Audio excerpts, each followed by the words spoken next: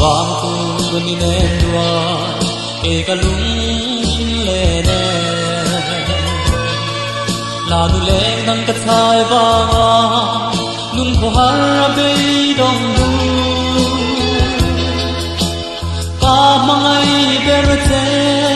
ti a min au tu e ko si dung chi karon pan le te o itin lung kong kha katan hong le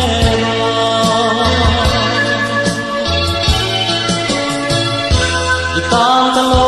ki le kalam lo hoi le ro katin lung dam nam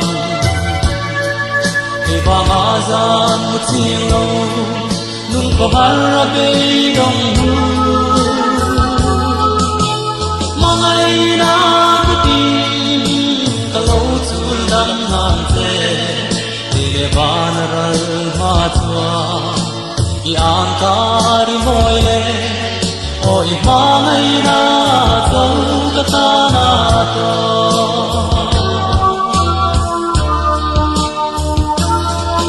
mangai tu der vang mo nang hu tiang ka lo chang che don in sui lung ka chir nge eng tin ding lo ngai be mo oi tin lai na tu ren don lo dia wal da pui kar dan na samang ka lo chen che ma se mo sui lung chi ka lo kir le ta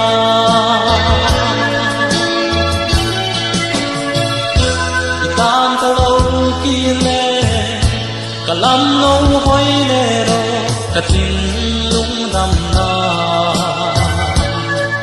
te ba ma za mu chi lo nun ko har be dong du mangai na ku tin ka lo chu dam nam te le le ba na ral pa chua i an kar moi le o i mangai na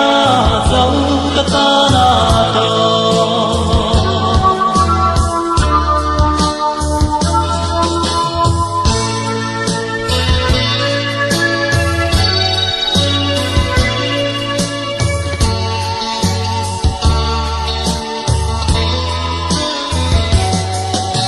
mangai na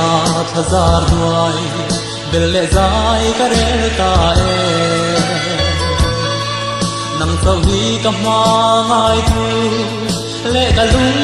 min dum tu lung ai ni po min tuar pui chin tu si lung ka thir bang lo kim kim ka doni en kim ma ka en kim sunang ilo ni e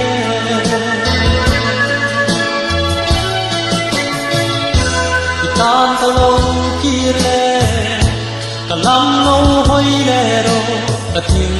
lung dam na te ba ma zan mu chi lo nun ko har be dong hu mangai na ku tin ka lo chu dam nam te le le ba na ral ma chua